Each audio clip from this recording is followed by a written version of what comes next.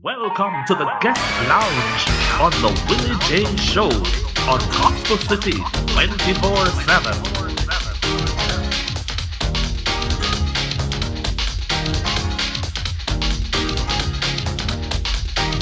Be entertained, informed, and edified on Saturday morning's talk radio show, the Willie J Show on Gospel City 24/7. And now,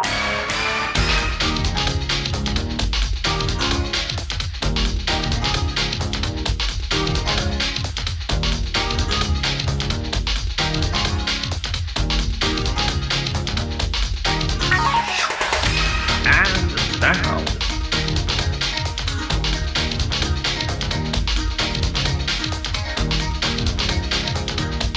and now, with today's guest, here is the man himself, Mr. Willie J. Welcome to the guest lounge on the Willie J Show. And this evening, or this morning, whatever time it is where you are, we have a very special guest here with us. It's Bishop Ruben King. And this man wears many hats. He is a producer, he is a bishop, he is a father, a husband, and also very involved in the community. Welcome, Bishop King. Welcome to the program. I call him Ruben. Welcome, Ruben. Thank you, my brother Wilton, and thank you for allowing me to come on to the Willie J Show, and I give greeting to all the listeners from the Gospel City 24/7 family. It's a real pleasure to join you and have this conversation together. Yes, we are so happy to have you. Thank you for coming. Now, as we start out, would you tell us a little bit about yourself as a child coming up and probably your parentage and all of that? Mm-hmm. Yeah, sure. Well, both my parents are Jamaican, born in Jamaica, grew up in Jamaica. In fact, my grandfather on my father's side, he fought in the First World War. Wow. Yes, so he was involved in the military.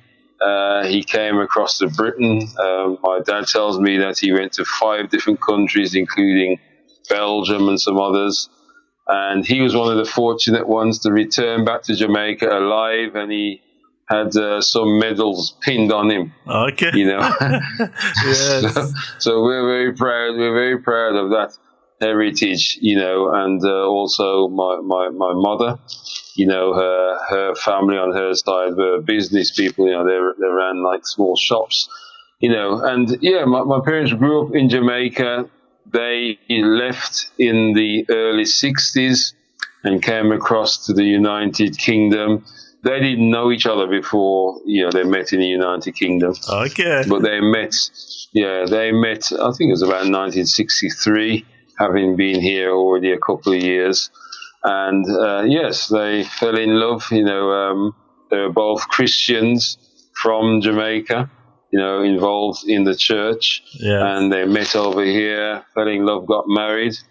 And as a result, produced 3 children, my elder sister, myself, and a younger brother. And, we were brought up in the church, we were church people kind of through and through. So, I'm proud of my Jamaican heritage and what my parents and the people of that generation, we call them the Windrush generation, yes. Left the Caribbean and, particularly Jamaica, and began to arrive in their masses from 1948 onwards. So my parents were part of that generation, and they worked very hard. They came to a place with lots of things which were different from what they were expecting, but nonetheless, Yes. You know, they worked very hard, laid the foundation. And, you know, the likes of myself, my brother and sister, we're born and bred in Britain. You know, that's although, you know, we can speak Patois, we can understand it. We eat, you know, Jamaican obviously they brought, food. You know, food and, you know, and all of that with them. But, you know, the difference with us is that we grew up in the British system. We went to the schools in Britain. Yes. And our culture, I suppose, is a mixture of, you know, of our Jamaican heritage. Yes, as well as, you British. Know, life in Britain. Yes, yeah. Okay. Yes, and so I guess sometimes you will do up your rice and peas too and all of that. Well, yes, we can flex both ways, you know, the rice and peas and curry goat, as well as the fish and chips and bangers and mash, if you know what that is. Okay. You know, so yeah, we can flex both ways when it comes to you know, food and culture as well. You know, yeah, you have to be able to do that. Sure. Yes. Yes. Okay, so. As a child growing up, what sort of career were you leaning into? Was it anything like what you're doing now? For me, no. I mean, growing up as a child, I must say I had a happy childhood. You know, with my siblings and going to school and all of that. But you know, at school, I didn't, you know, like I think a lot of children, you know, one minute you want to be a policeman, next minute you want to be something else. You know, there's nothing kind of fixed, you know, in my mind that when I leave school, this is what I definitely want to do. You know, and in fact, what really brought a great transformation in my life during my school years, it was when I became a Christian. Okay, you know, because I started off school in the top set, you know. Yes. But then started to mix with certain company, and my mom would always warn me, you know, they're gonna drop you at the top set, you know, and put you down into the lower sets. And of course, you know, as a young lad, teenager, you just doing your thing. Yes. And sure enough, they did drop me down from the top set, you know, and then I just became, you know, like the joker of the class. Wasn't doing my work, falling behind in my grades, you know, and mixing with. I mean, the lads I was mixing with, they weren't bad lads, but they weren't leading me along the right path, you know. And my mom tried several ways to get me interested in certain things and get me back on the straight and narrow, and it wasn't working. It was just getting worse and worse until, you know, one summer, 1979, at our church that we was going to, which was a small independent church at the time. Yes. We had a convention, you know, that kind of ran from Saturday through till about Wednesday, I think it was. And on the Tuesday night, I got saved. You know, I accepted Jesus Christ as my Lord and Savior. And I remember kneeling down and I said the sinner's prayer because, you know, I grew up in church, so I knew what to say. No one had to tell me what to say. But I meant it, you know, and I got up and I didn't feel any difference. You know, I felt exactly the same as when I knelt down. But I always remember the next day, and you know, when I woke up the next day and I drew the curtain and looked out the window, I've never seen grass so green. I've never seen a sky so blue.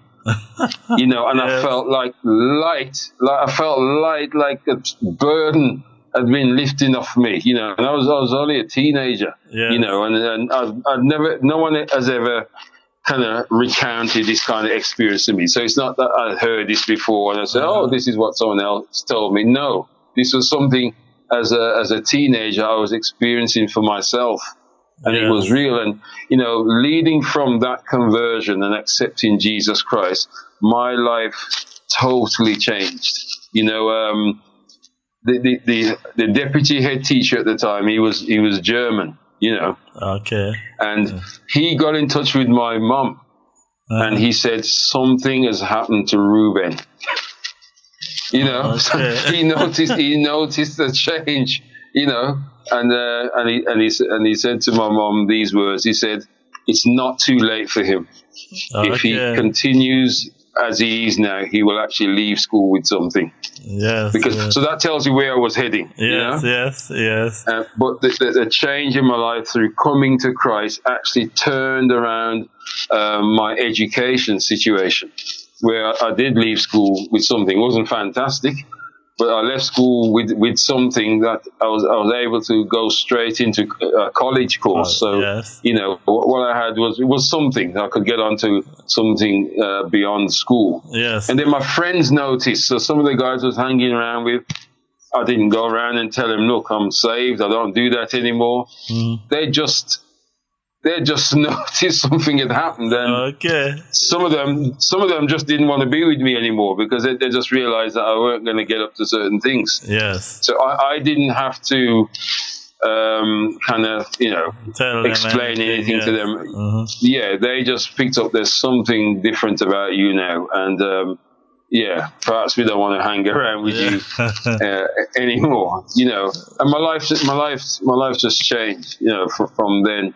And then, you know, we moved church to the New Testament Church of God in Los Ells, you know, which is one of the big churches in inner city Birmingham. Yes. And that's where the whole of the opportunities opened up in terms of music. And, you know, that church has lots of youth activities going on, you know, weekend retreats, youth conventions, youth clubs.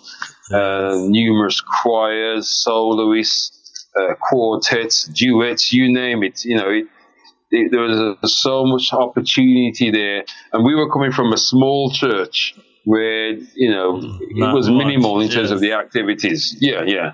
So you go to this church where you've got these really excellent musicians.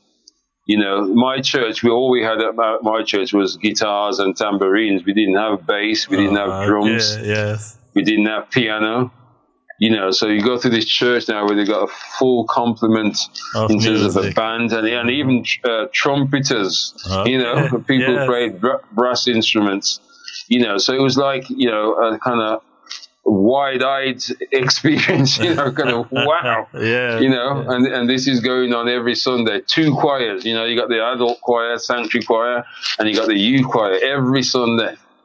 You know, lots of music going on. So I was able then to build on the sort of musical heritage that I had inherited from my father, because my father, he plays guitar. And he taught me. He taught me to play from probably I was about 4 or 5 years old. He bought me my first guitar, which I still have it to this day. Yes. Yeah, I still have it. Yeah, and he taught me to play guitar, and then my mom encouraged all of us to have piano lessons. So we all had piano lessons. Oh, so you are both skilled on the guitar and the piano. You're skilled both. Well, I wouldn't say I'm skilled. I wouldn't say I'm skilled on the piano. You know, I did the lessons. I didn't do it for long because I didn't really enjoy it because they were teaching us classical music.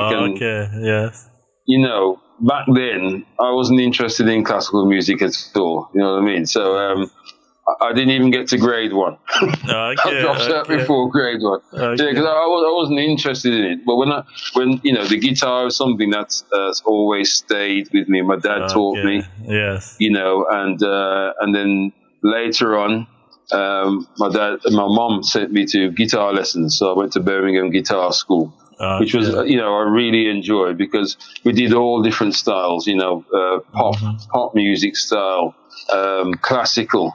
And my teacher would allow me to bring in any music, gospel music. You know, I could take the latest gospel track in and say, what is the guitarist doing on here? I can't figure it out. Yes. And he would just work it out and show it to me. So that was fantastic. I really learned a lot through that experience. So that's kind of where, you know, my musical heritage kind of came from, through my father and my mother. You know, and you know, going to this new big church with lots of opportunities and just music all around, you know. And of course, I mean, even before we went to that church, you know, I remember my mom bought this tape recorder from Boots. There's a shop over here called Boots. Yes. And she bought this tape recorder, expensive one, you know. And she used to take it to church to record the services onto cassettes and so on. Yes. And then me and my brother and my sister, we got hold of it and we started to do our own like recordings, you know, at home.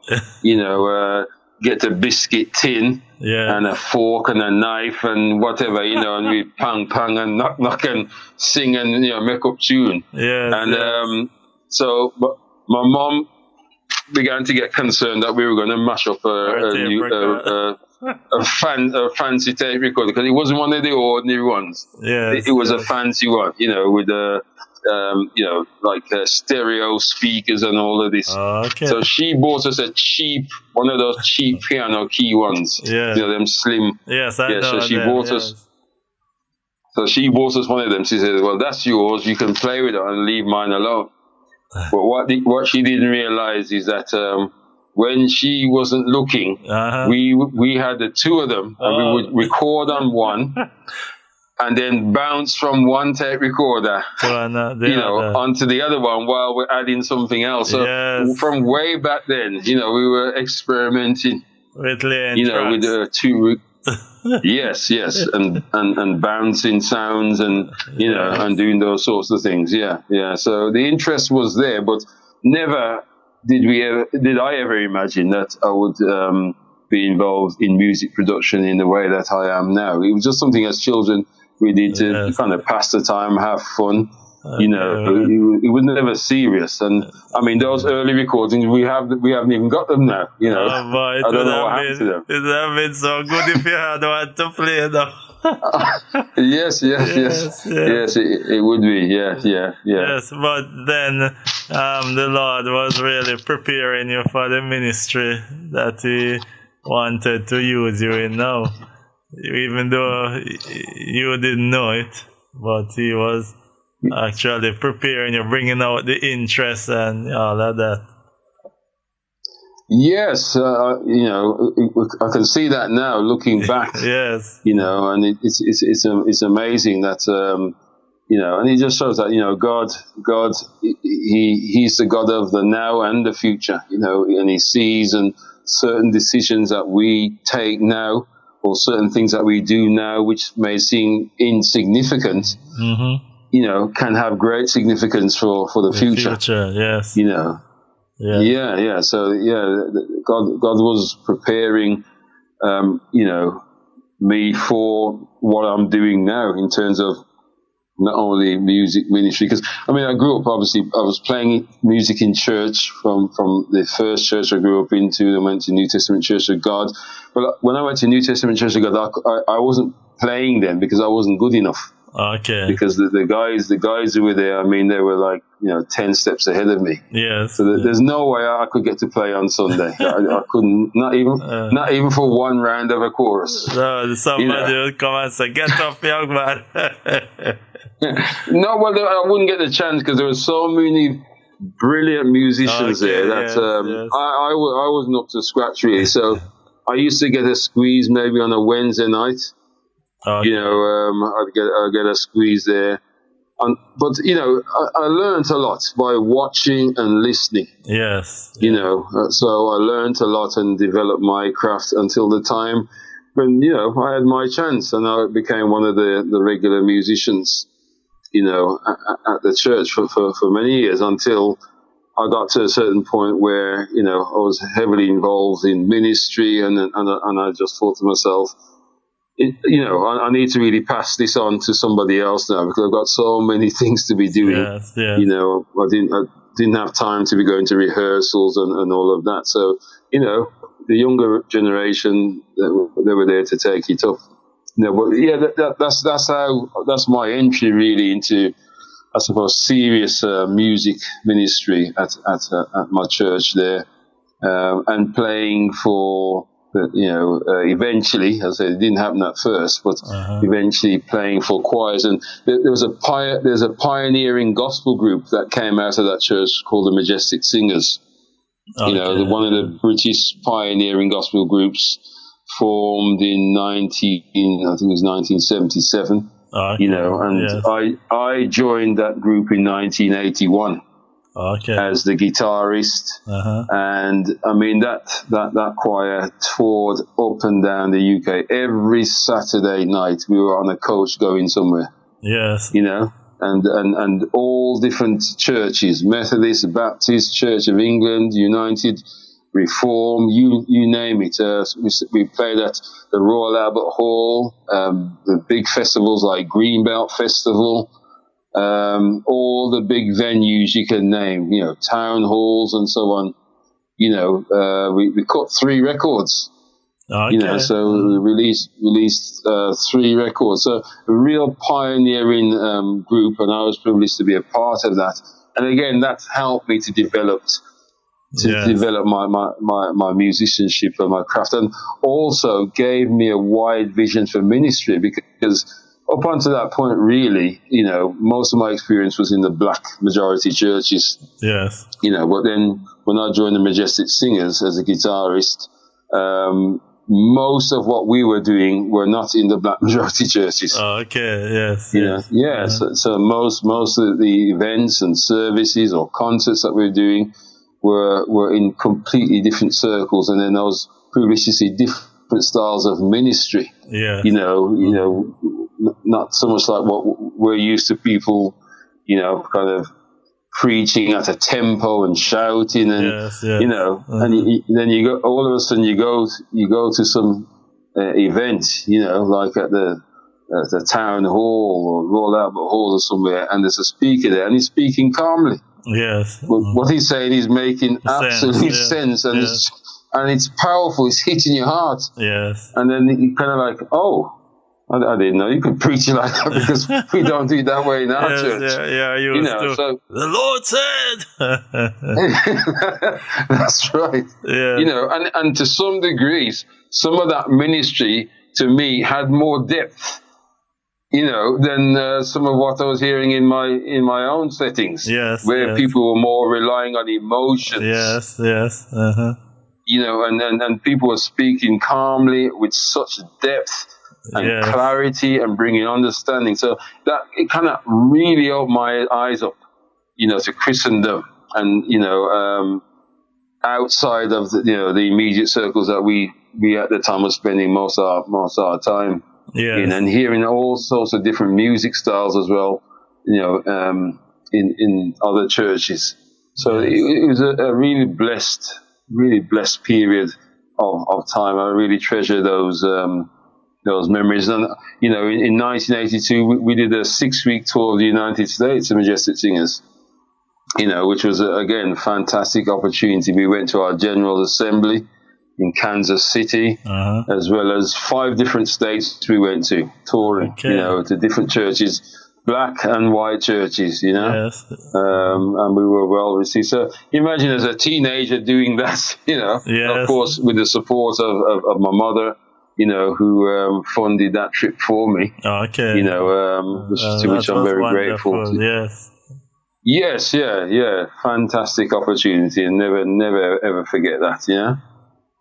Okay. Yeah. So I see 2 ministries, like going shoulder to shoulder, but it seems at first it was more the music. So when did the clergy part of it come in? Well, funny enough, the music had something to do with that, because, growing up as a teenager, there's lots of distractions and all sorts of things, but the music helped to keep me in church, if I'm honest with you. There were times where there weren't much else I was really interested in apart from the music, so it kept me going to church, and involved in the church. Yes. And I think what really turned my life around was in 1988, whilst I was studying at university, I was asked to go on a tour of Europe with a band called Revelation, Steve Thompson and the Revelation Band. Okay. And because I was free in the summer, we had like maybe 8 weeks off during the summer, so I was able to go. And this was I think it was a 5 or 6 week tour as well. And we went to about, if I recall, I think it was at least 10 countries, maybe 11 countries in Europe, Italy, Sicily, Austria, Germany, Malta. I can't even remember all of them now, but we went, to several countries and played at different open air events, community centers, all sorts of events, church events, And I remember it was when I came back from that tour, I felt an emptiness in me, and I said to myself, you've got to be more than just a musician. You've got to have more to offer than just playing that instrument. Because I felt like, when we were ministering night after night, we're on the road, you go one place, you play, and then you pack up and you get in your tour bus, and then you get to the next venue. And I just felt like all I had to offer was the notes from at the time I was playing bass. All I had to offer was the notes that were coming from the bass. And as good as the sound was and everything, and people were enjoying themselves, but I felt an emptiness inside. And when the tour finished and I got back to England, I just determined in my heart, I want to have more to offer than just playing these notes. Yes. And I began to seek the Lord. I began to seek the Lord and, go to the prayer meetings at church. And then there was a group of young men from different churches that started to meet and to pray together on Saturday mornings. And one of the older men from that group, he came to my house 5 o'clock one morning and was knocking the door. Okay. I'm thinking, is this man crazy? Anyway, he said, I come to pick you and your brother up to go to prayer meeting. I thought this man must be out of his mind, And but at the same time, I'm saying to myself, I need more. I feel empty, and I need more. And then it's like God sends this man, Anyway, we went with him, and then he came for 2 weeks, every day for 2 weeks, and he took us to this prayer meeting that started like 6 o'clock in the morning, and then that led us as a group of young men. We prayed every Saturday morning. We would meet, 6, 7 o'clock. And for 18 years, we met apart from when it was Christmas or Easter or something like that, For 18 years, we met. And I think that was part of the formation of ministry for me, that hunger for God, And then I think the other important element was my pastor at the time, the late Dr. S.U. Thompson, a stalwart minister in the New Testament Church of God over here. And I think he just saw something in me that I didn't see myself, and when I was quite young, he put me forward to be part of the Church and Pastors Council. He put my name up for election, and I was voted onto that Church and Pastors Council. I wasn't even at the meeting when I was voted on, and I didn't know he had put my name forward. Yes. The old style of doing things, Yes. So my mom came back from the meeting and told me, and I was absolutely shocked, and I was wondering, should I accept this or not? And a young minister friend of mine said, yeah, I accept it, and it led from there. So I was sitting in these council meetings with, the Reverend S.U. Thompson, and all the other men were probably, I would say, at least 10 to 15 years older than me. Wow. And some of them were significant. Some of them were 20, 30 years older than me. Wow. Yes. And I was sitting there as a youth, really, but learning about church life and the inner workings of how things tick and all of that. And, and at the same time, finding my way as a youngster, I just finished my studies and was working, not married yet, so, but it gave me opportunities to to minister, but also to understand how church life works and some of the challenges that there are, and what responsibility, in church really means. It's not just about preaching and those things, but there's lots of things that go on behind the scenes in terms of the financing, taking care of the building, all sorts of issues, as you know, come up in church life from week to week. Yes. People need support. So, really got first-hand kind of involvement and insight into those sorts of things. And, Pastor Thompson was very, very, very, very supportive, and we did some really, at the time, we did some things. I remember we did a series of concerts in a pub. I suppose you would call it a rum bar in Jamaica. Yes. But in England, the public houses is where, Christians would say, well, that's where the sinners go, to drink and get drunk and do what they do. And there was there was a pub close to where we live that was notorious for drug dealing. People, with guns and all kind of madness was going on there. And it's like God created an opportunity for us to go in there and do a gospel concert. Yes. So I took it to the Church and Pastors Council. I said we want to take the choir in there, to do a gospel concert. And my pastor, Pastor Thompson, said, "Yes, go for it. Take the light of the gospel in there." But some of the other ministers were saying, "No, you can't go into a pub." They were saying, "No, what if you get drunk?" And I thought, what do you mean get drunk? We're going with the choir. We're not going to get drunk. We're going there to minister, and with 30 other of us, are we really going to get drunk? Only drunk in the spirit. So we went, and I'm telling you, it was all my friends from work, all my work colleagues.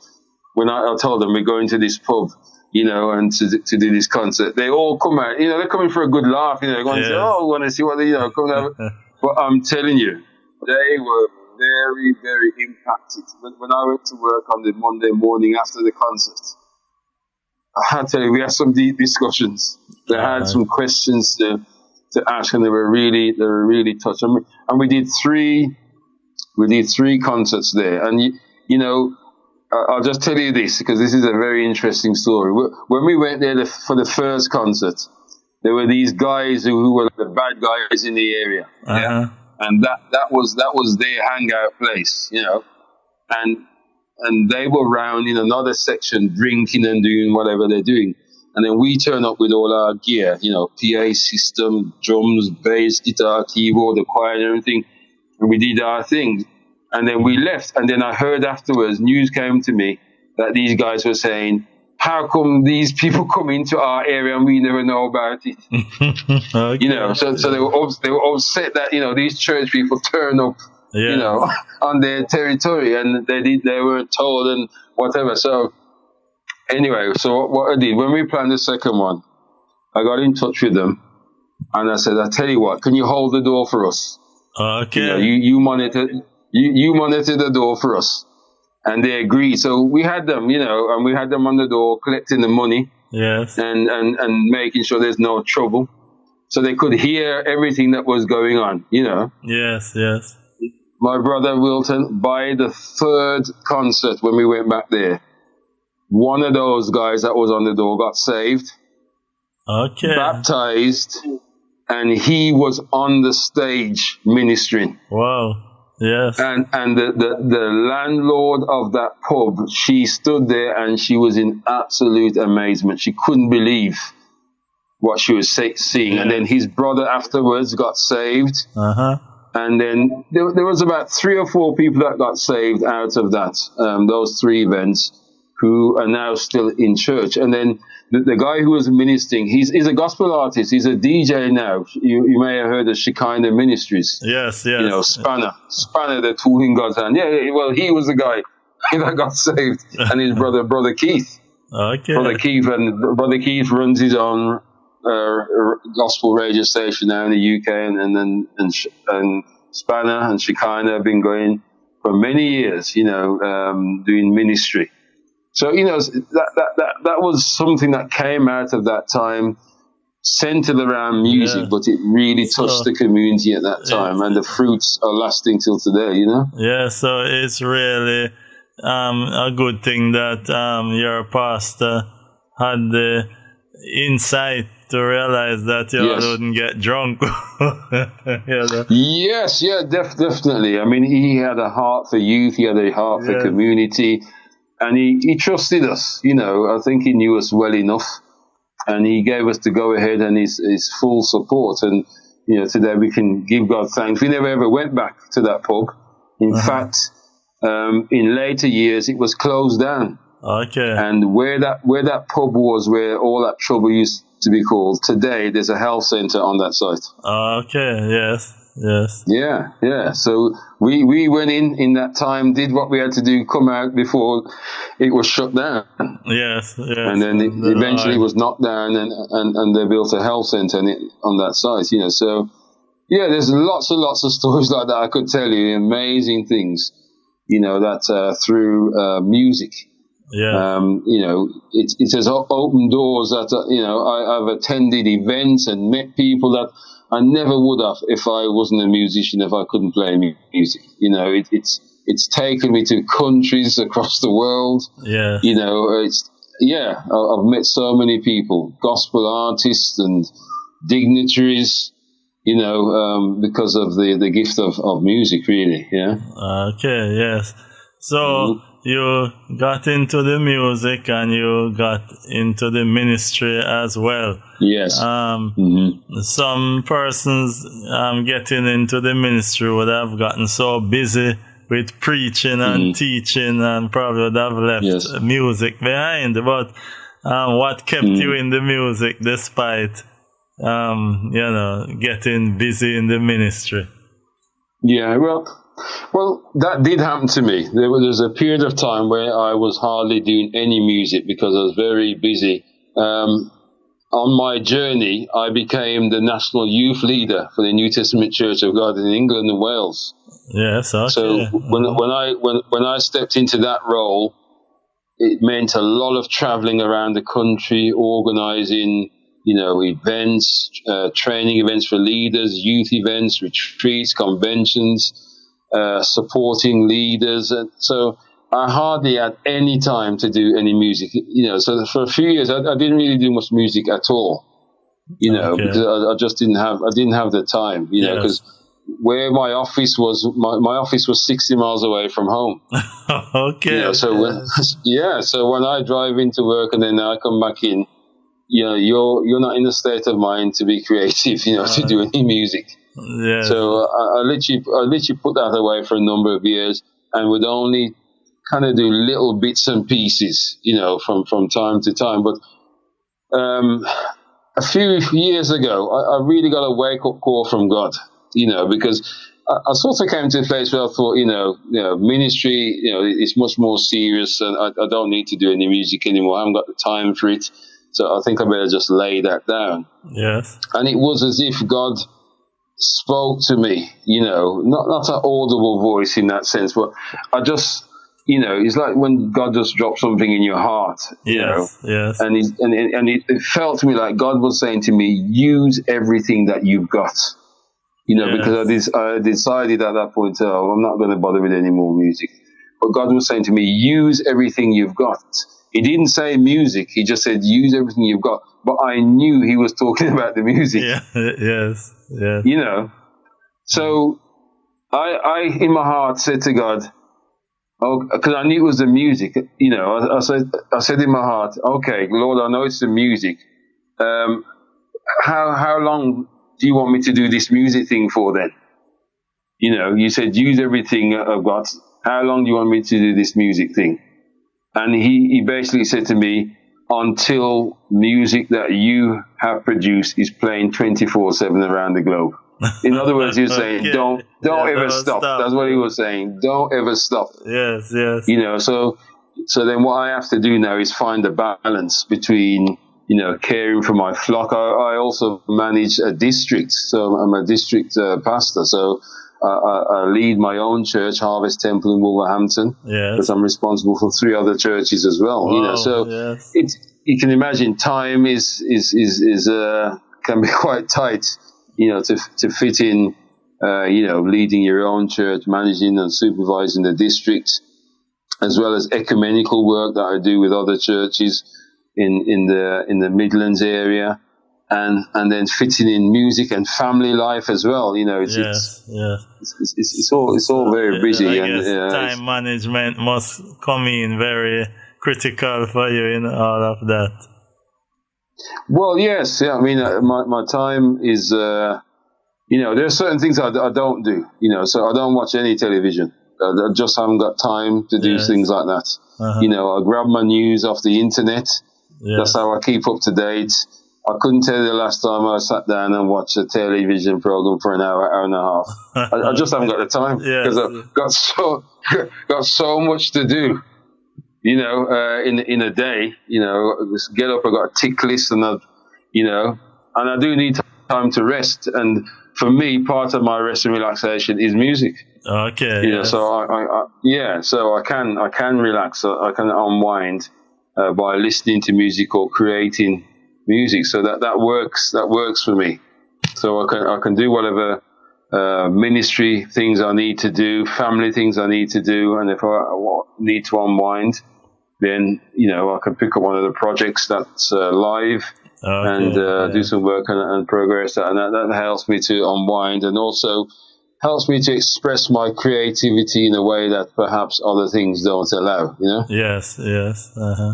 Yeah. So when did you start the current production company that you have? Well, it was set up in 2001, and that was, before I was so involved in ministry. At the time, I was a church musician. Okay. So that was the main thing I used to do, play the guitar or the bass at church. I was working, just finished university and started working. So I had more time, and, Noble Smith, who's part of the Kingship business, and also my wife, we set up, this company, limited company, with the directors. And we started by doing my wife, Sonia King, her CD, an EP with 4 tracks on. Yes. That was our very first project. And it just led from there. We've never advertised ourselves or anything like that. People just hear what's out there. Yes. And then they just make inquiries. Well, where did you get that produced? Who recorded that for you? Yes. And then we just started to get people coming through. Your Simon Farrell, the late Enid Rose Ware, the late John Wade, Isabel Crooks. I mean, these are names which you may not recognize, and even people over here, they're not big names. They're not. But there were people who had fire in their belly. They're up-and-coming artists. Most of them wrote their own material, their own songs. Okay, yes. So they needed people to work with who not just replicate or duplicate something that was already recorded, but to take a song and craft it and to make it into a fully blown produced song. So Noble is absolutely brilliant keyboard player. He can turn his hand to anything, any style, and we've done it all. We've done rock, we've done country and western, we've done rap, we've done hip hop, we've done traditional gospel, southern gospel, choirs, groups, soloists, you name it over the years. Of course, reggae too. I don't know, you missed out. Yes, reggae. Of course, yes, yes, reggae, soul, R&B. Because we're church musicians, so we in church you got to play all different kind of styles, and of course the music in Britain and from America, from Jamaica, has obviously influenced us as well. You listen to all sorts of music, and you pick things up. So it started off small in a bedroom, a bedroom setup. Yes. And that's where we started, and from there we've just expanded really, and it's a long journey because you're talking 20 years. Yes. So where we are now, it wasn't just something that just happened overnight. No. Yeah, yes, it's coming from a long way. We've met lots of wonderful people, artists and their families, been a part of their lives, they've been a part of our lives. Got lots of testimonies of how music that we've produced for people have touched people in so many ways. People come to faith in Jesus Christ. People have been healed. Okay, we got one testimony of a lady who was going to commit suicide, but she was listening to one of her songs, songs that we had produced in her car, and that convinced her not to commit suicide. Okay, wonderful. Yes. And today she's a minister. Wow. Yes. Yeah. And there's lots of testimonies of people who have come across the music and have been blessed and have been inspired.